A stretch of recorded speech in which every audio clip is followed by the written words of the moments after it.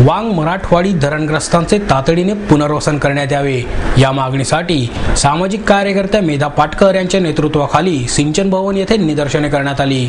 आंदोलनकर्त्यांनी मुख्य अभियंत्यांच्या केबिनमध्ये सुमारे 4 तास अधिकाऱ्यांना घेराव घालून पुनर्वसनाच्या उपाययोजनांबाबत जाब विचारला। वांग मराठवाडी धरणग्रस्त कृती समितीच्या वतीने गेल्या काही दिवसांपासून आंदोलन सुरू आहे।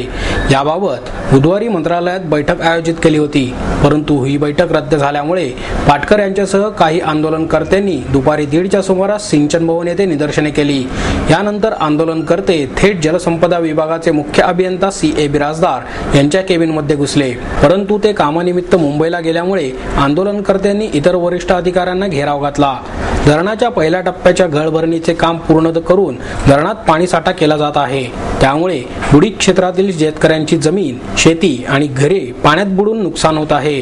आता ही बाब सहन करण्यापलीकडे गेली आहे, त्यामुळे कृष्णा खोरे महामंडळाने तातडीने उपाययोजना कराव्यात। राजकीय वादात धरणग्रस्त भरडले जात असून त्यांना घरे, जमीन तसेच इतर सुविधा उपलब्ध करून द्याव्यात, अन्यथा तीव्र आंदोलन करण्यात येईल असा इशारा पाटकर यांनी यावेळी दिला।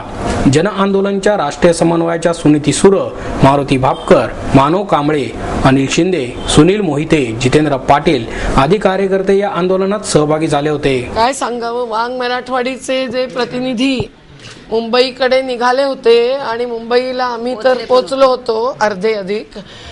मुंबईला आज मीटिंग होणार होती, पण ही 25 दिवसांच्या सत्याग्रहानंतरची बैठक ती आज त्यांनी कॅन्सल केली। या त्या कारणाने पवार साहेबांची मीटिंग आहे वगैरे वगैरे। ठीक आहे, दुष्काळ पण पाहायलाच पाहिजे, आम्हालाही दुष्काळाची चिंता आहे, पण या वांग मराठवाडीच्या धरणामध्ये जे पाणी भरलंय, घळभरणी केले, ती संपूर्ण बेकायदेशीर आहे। पुनर्वसन कायदा महाराष्ट्राचाच पहिला झाला, 1976 पासून 1999 पर्यंत सुधारणा झाल्या, पण आज तिथे बिना पुनर्वसन घर बुडतं, शेतं बुडवली जातात, हे सगळं कायद्यात न बसणार आहे। आणि हे सगळं वारंवार नर्मदेपासून गोसीखुर्द पासून प्रत्येक धरणाचा मुद्दा जेव्हा जेव्हा वांग मराठवाडीचा 2002 पासून बैठका चालल्यात, 2 मेची शेवटची बैठक मंत्रालयात झाली, प्रत्येक वेळेला आम्ही ही चेतावणी दिली 641 मीटर पर्यंत पाणी पहिल्या टप्प्यात घळभरणी झाल्यामुळे चढेल, त्याच्यामध्ये येणाऱ्या घरांना त्यांनी नोटिसेस लावल्या, केवळ हे म्हणत की तुम्ही तुमची जबाबदारी। ज्या जमिनी सांगली जिल्ह्यामध्ये दाखवल्या गेलेल्या आहेत त्या जमिनी सिंचित नाहीत, कुणाच्याही लाभक्षेत्रात येत नाहीत, टेंभूच्या लाभक्षेत्रात येतील असं सांगितलं गेलं, ते टेंभू आता केंद्र सरकारनेच त्याच्यावर आता आक्षेप घेतलेला आहे। त्या सगळ्यामुळे आज कुठल्याही लाभक्षेत्रात नसलेल्या जमिनी, जिथे आत्ता त्या ह्या ताई म्हणाल्या तसं कुसळं सुद्धा उगवत नाहीत, अशा ठिकाणी परवाच त्यांच्याच अधिकाऱ्यांबरोबर आमची तज्ज्ञ समिती जाऊन आली, ज्यांनी आज आपला अहवाल दिलेला आहे की त्या जमिनी निकृष्ट आहेत, तिथे पीक होऊ शकत नाही। त्या सांगली जिल्ह्यामध्ये विटा, खानापूर, कडेगाव भागामध्ये दिलेल्या आहेत 7 पुनर्वसन स्थळं, तिथे एकत्रित जमीन नाही, 4 खातेदारांना सुद्धा एकत्रितपणे देता येईल अशी जमीन नाही।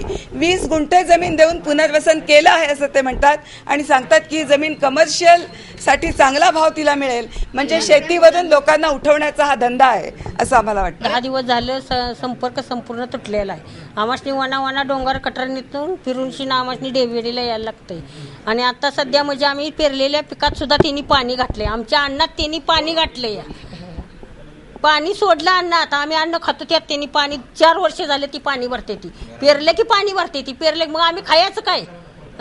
कसे जगणार? जिमनीला जमीन नाही, घराला घर नाही,